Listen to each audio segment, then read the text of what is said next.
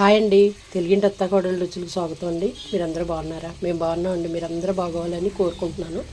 ఇగోండి పచ్చి రొయ్యలు చూసారా, పెద్ద పెద్ద రొయ్యలు అండి ఇగోండి. లోపల ఉండే సారు కూడా తీసేసుకున్నాం, ఫ్రెష్గా అన్నీ కడిగేసుకున్నాం, నూనెలో కొద్దిగా ఫ్రై చేసేసాను. ఇగో కోడిగుడ్లు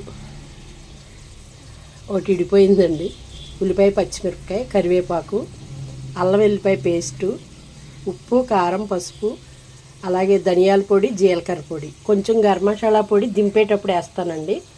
ఇది కుర్మా టైపులో ఇగురులాగా పెడతాను, చాలా బాగుంటుంది, చాలా టేస్టీగా కూడా ఉంటుంది. నీళ్ళు కాసుకుని పెట్టుకున్నాం.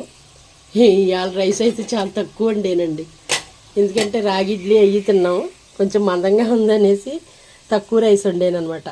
ఇప్పుడు అన్నం తింటే సరిపోద్ది కదా అనేసి. ఇదండి ఈరోజు వంట.